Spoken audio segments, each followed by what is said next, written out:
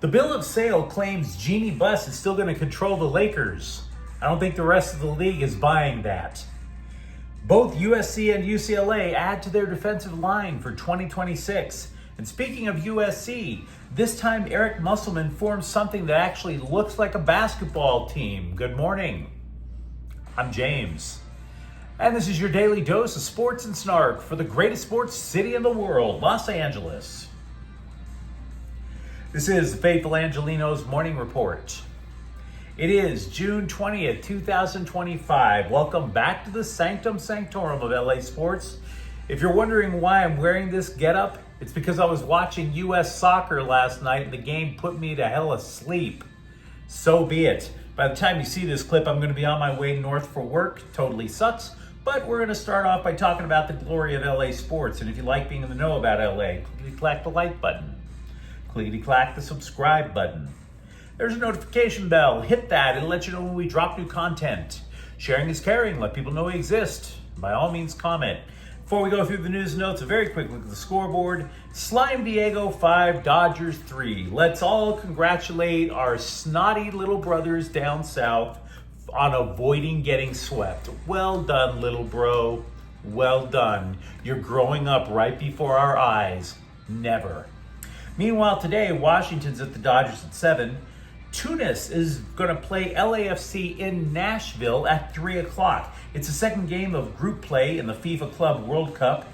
The upshot, LAFC cannot afford to lose. And Angel City is at Kansas City. That game's going to be at 5. What do you say we get to the news?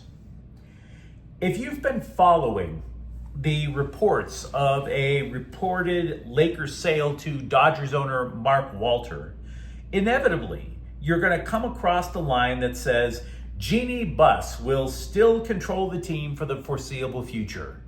Cut that phrase, paste it in the story. Yes, girl power still exists in the NBA. The future may not exactly be female, but the immediate future, it's kind of female. Do you believe that? I don't. To be frank, I'm not sure anyone in the league does. Because ESPN finally remembered, hey, maybe instead of going to Stephen A. Smith, maybe we should ask other people in the league what they think about this. In the simplest terms, the going run of thought among NBA officials is that it's going to enable the Lakers to keep up with the rest of the league over time. Now, none of these sources were clowning Jeanie Buss, but none of them were like, oh no, Jeanie Buss is about to whoop our asses now. Somebody save me. They're just using common sense. And they're saying, look, you don't just drop $10 billion to buy something and not have a major voice into how the thing is run. One league exec said to other owners, their team that they own is part of their portfolio. But the Lakers were the Buss family portfolio. In other words, in order for Jeanie Buss to eat, she needed the Lakers to make money.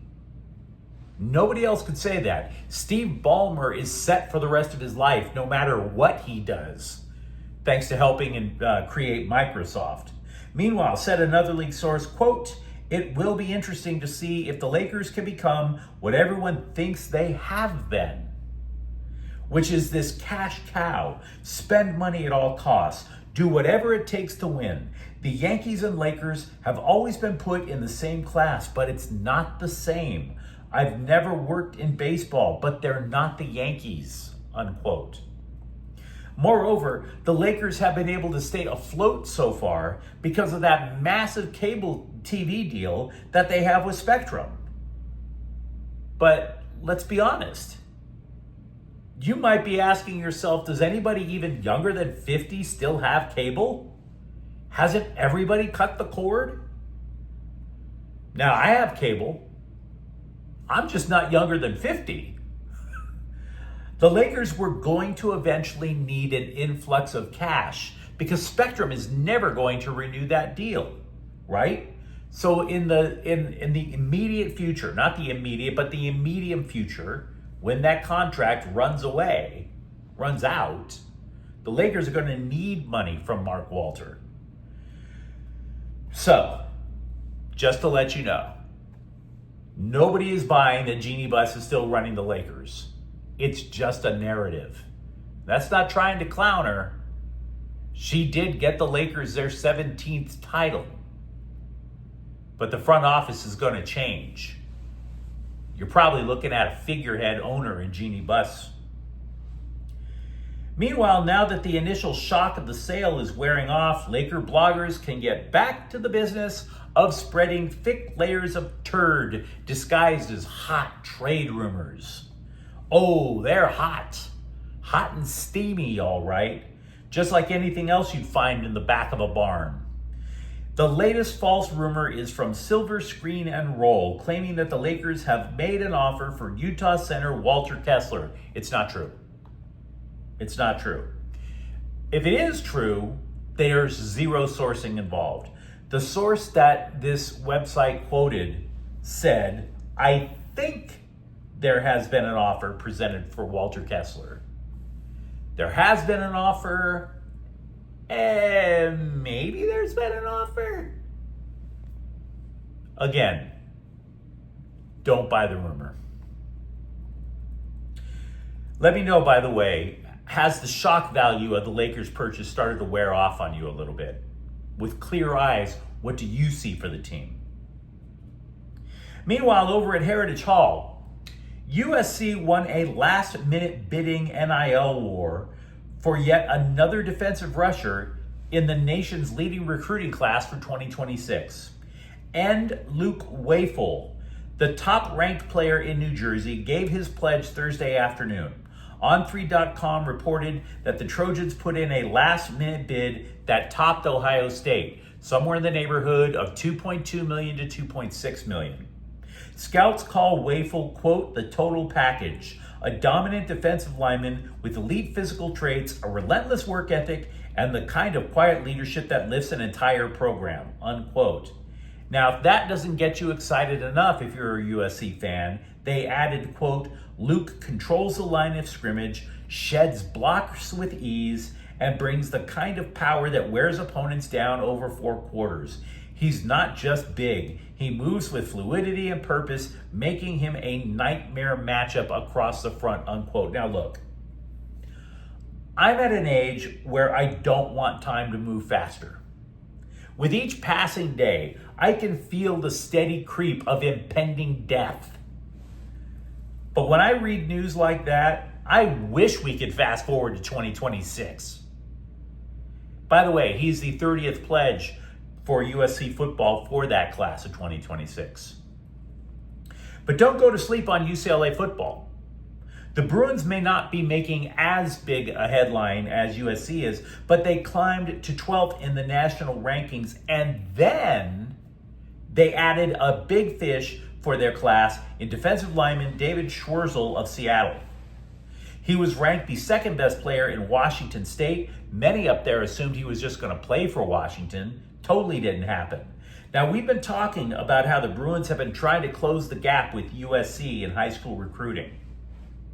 Schwartzel is the 19th pledge overall. How about this for a gap close? They've added 11 players to the recruiting class this month alone. He's 290 pounds. Scouts think he could play either inside or on the edge. So, is it as exciting as Wafel? Perhaps not. But can he make an impact? Oh, yes he can. Yes he can.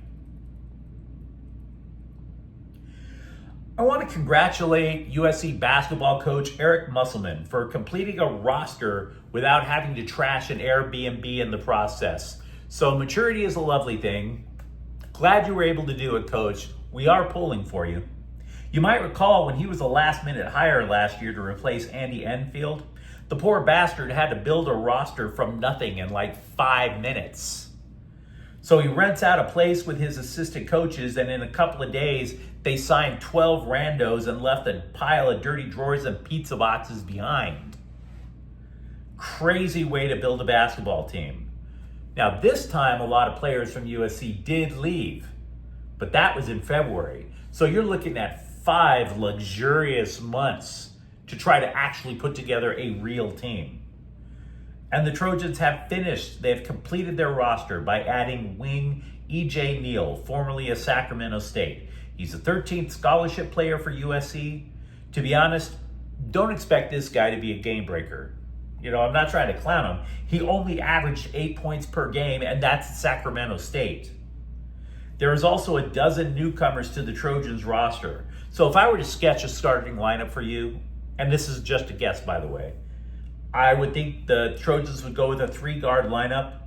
Chad Baker-Mazara, who transferred in from Auburn, which made the Final Four last year. Freshman Elijah Arenas, assuming that car crash doesn't keep him sidelined. Then you have Rodney Rice, who transferred in from Maryland. After that, you get 2 bigs in Jacob Kofi, who was a transfer from Virginia, and Ezra Auzar, who transferred in from Utah. Again, that's my guess. But I feel like I'm standing on solid ground with that. Shohei Ohtani's second open of the year, not second start, will be Sunday against Washington. Now, this isn't going to be a start, okay? Because if you recall, Monday against Slime Diego, he was an opener in a bullpen game. It's going to be the same thing.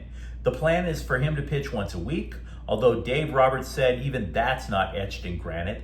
They don't know how long Ohtani will be out there either. He did throw 28 pitches in the game Monday.